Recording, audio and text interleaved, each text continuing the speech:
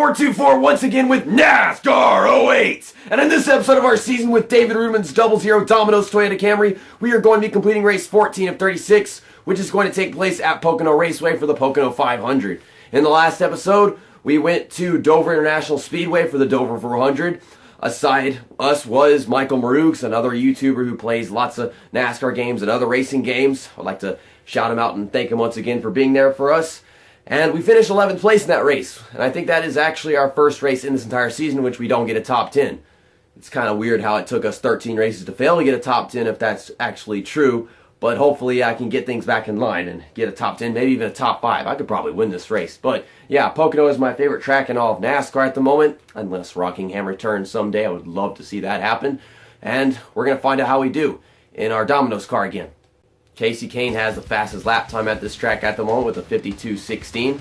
That shouldn't be very difficult to beat. I'll probably get a 49-second lap time in this race. Jeff Green is going to be starting on the pole because suddenly Jeff Green is doing very well in this season.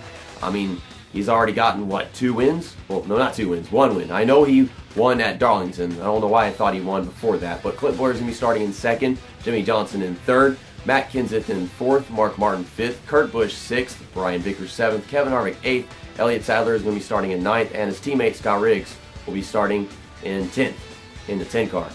Okay, let's get this show on the track because there is no road. This is a track, a race track. Green flag's out. We're underway for 16 laps here at the Tricky Triangle. So we got 2 Chip Ganassi cars right here in front of me, the 42 car and the 40 car, and the whole inside lane is brake checking, as well as the outside lane. We're already all free wide going to turn 1.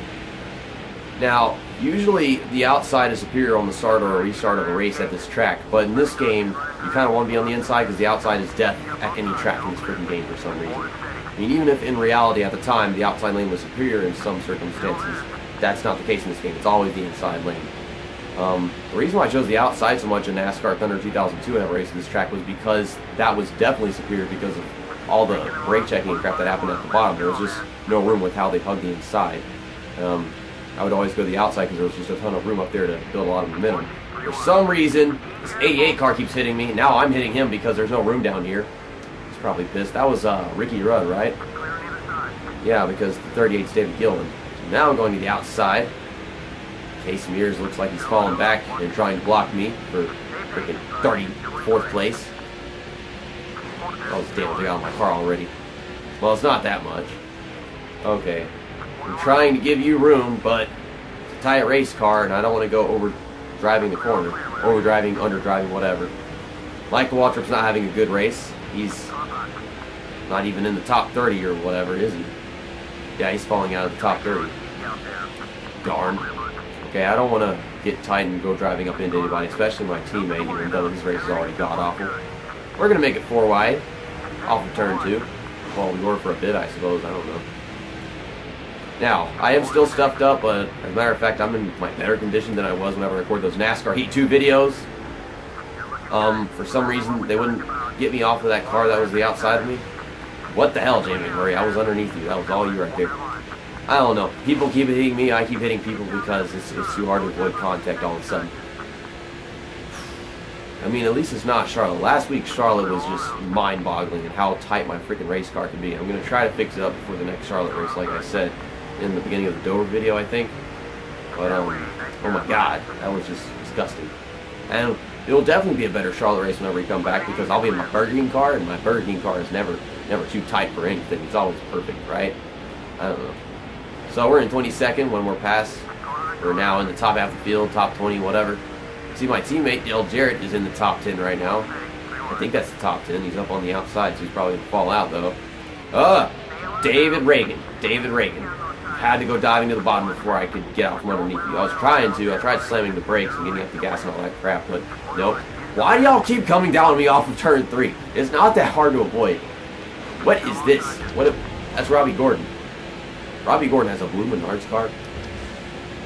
I didn't know that. Okay, blue Menards car. I always thought you only had a yellow Menards car. I mean, he has one in NASCAR 07, but this is NASCAR 08, and I thought that he only had one paint scheme, and that was that Motorola thing he's been racing with all season. I think this is the first time he's ever used this paint scheme all season. Does he have any other ones? Wait a second, on the front it's CarQuest. It's not Menards. Turn the car. Fine, don't turn the car. Let's just keep hitting Robbie Gordon, because that's the only way to avoid causing him to spin.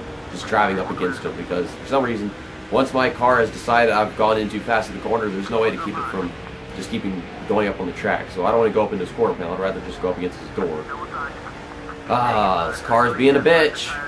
It's what my car does. I don't think that my car was that hard to control at Dover, except for at the start and restart, obviously. But, is the Domino's car just naturally more tight than the Burger King car? If so, that doesn't make sense, because Burger King is way tight. Domino's is for pussies. I'm just kidding. I'm just trying to make a solid comparison. A sarcastic, solid, exaggerated comparison. I don't know. This is a great paint scheme. I go to Domino's every now and then. Domino's has great sandwiches. I like their sandwiches more than their pizza because I'm a weird-ass guy. Kevin Harvick is in 11th, so Dale Jarrett's still in the top 10. That's nice to see. I try to help him, but whenever I try to go past Kevin Harvick, he moves over to block me and also gets out from behind Dale Jarrett. Stop spinning Kevin Harvick car. Fine. I mean, I don't like Kevin Harvick. It doesn't mean I have to dump him, do I? I can always treat others with respect, but no. This is Domino's. No respect. Domino's don't take no shit. Kevin Harvick, stop blocking me like little by little by little by little. We don't do that here. I'm going to run you up the racetrack so I have room going into turn 1 right here. I don't know. I feel like that's a smart idea, even though it might not look like it as I move up the track. If I can make him shift over all towards the outside wall, I can dive it all the way to the bottom of the track and be fine. I just have to time it right, otherwise I get stuck in the middle or the outside. If you stay on the outside too long going in the corner, you get stuck up there, I guess. That's how I feel. Once we made it to the top half of the field, I suppose it's been very difficult to move forward. Maybe that's just me not being focused, or the tire winner. I'm pretty sure it's the tire winner, that's about it. Turn the car. Fine, don't turn the car, just keep driving into people. I don't like turning, I just like driving into people, because I'm JC1424, and I suck. Domino's, their race cars, they suck too.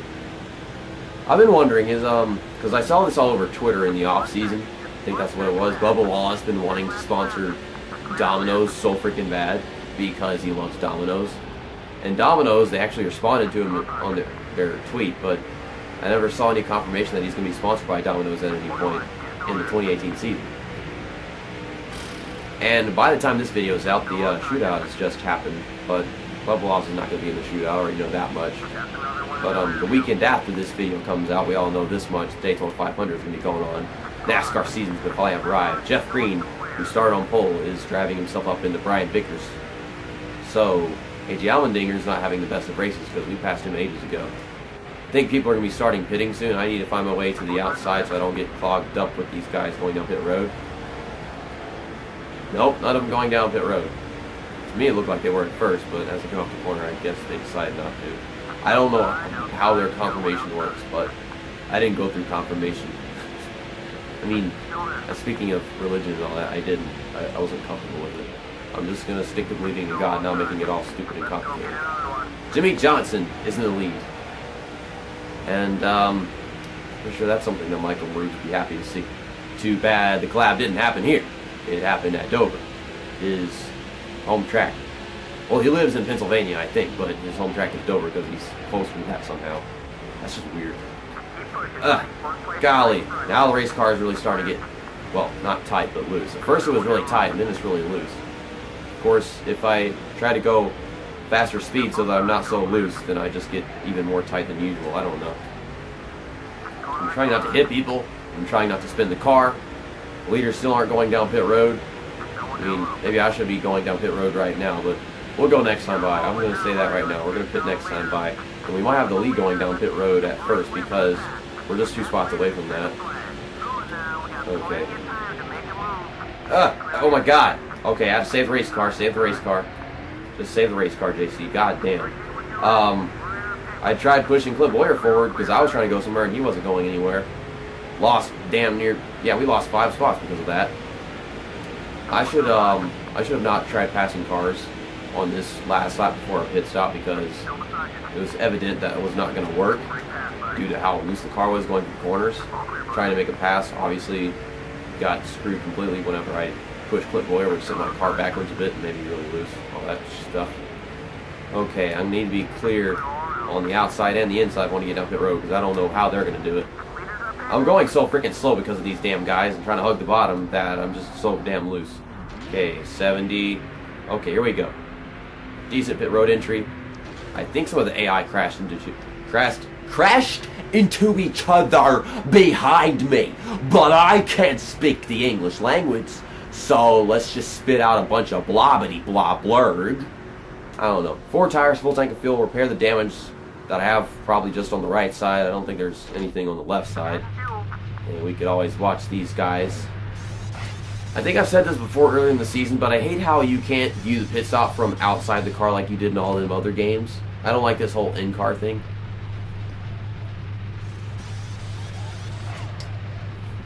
I didn't need that.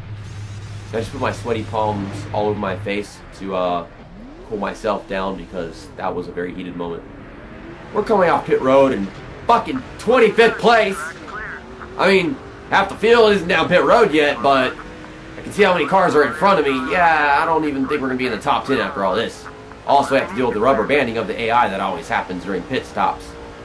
And this is a super speedway, so whenever that rubber banding happens, we're going to lose like a whole damn 10 seconds on everybody, aren't we? I mean, that's what my assumption is. Well, the car's handling all fine now because we got fresh tires. Now, got a big gap between me and, is that Clint Boyer up there? Looks like Clint Boyer. Actually, I think that's Kurt Busch. Here we come off turn 3, the white flag is out. Matt Kenseth is still in the lead after pit stops. I've been pushing this car to its limits, and for those who don't remember, this car's limits are really low. I have much more to offer than my race car usually does, because, you know, it's just cheap Michael Waltrip racing equipment. Only Michael Waltrip has good equipment in his team. I mean, I just don't have the straightaway speed. I don't have the grip needed to dive it all the way through the corners, and the exit speed, that's also difficult to get. I've been closing in slowly on Clint Boyer. I hit that curb right there trying to dive into the corner and then just strip it all the way through it. It just pisses me off to know that my pit group practically kept me from getting a top 5 in this race. Not only that, I probably could have won this race, who knows, because that was a whole 3 seconds we probably lost right there. But there was nothing else that we could have done the past 3 laps but get 7th place, and Matt Kenseth won.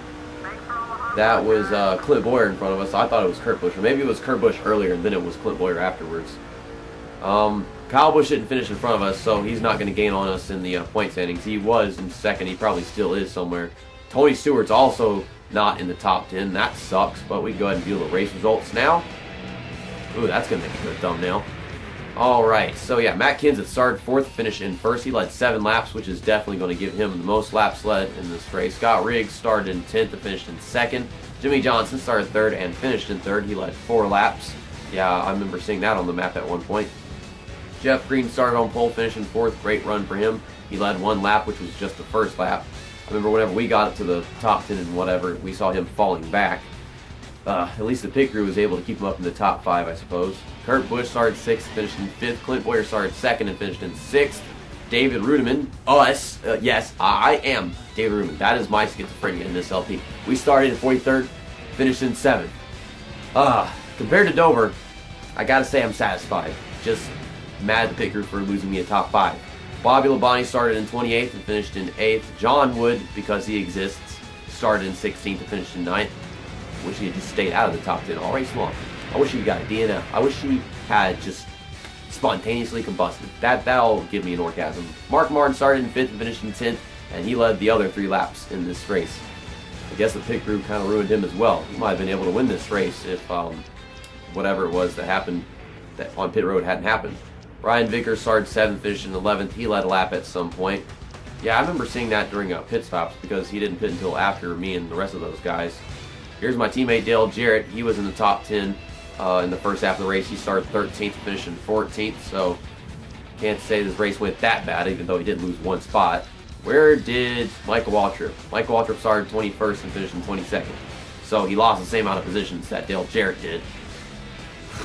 I mean, could be worse. He could have always finished like outside the top 30. That's where he was falling whenever I saw him. And, well, there's Tony Stewart, started 24th, finishing 33rd. Why? Why does my favorite driver do badly, EA? Why? Ricky Rudd, who I bumped into earlier on, he started 33rd and finishing 43rd. I guess he got depressed because I made a little contact with his Snickers. He don't like people touching his Snickers.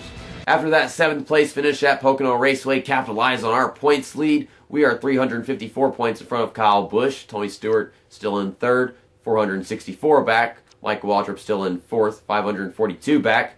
Fucking John Wood is in 5th, 564 back. Fuck you, John Wood. Jeff Green is in 6th, 590 back. Ryan Newman is in 7th, 609 back. Bobby Labonte 8th, 639 back. Clint Boyer is in 9th, 673 back. And Jimmy Johnson rounds out the top 10, 699 back. Then you've got Robbie Gordon 11th, Matt Kenseth in 12th, just above the cut line for the chase. Yeah, it's between 12th and 13th. I'm going to be remembering that.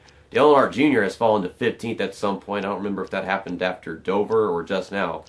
But he kind of had things going for a bit, but he's losing some consistency after Pocono.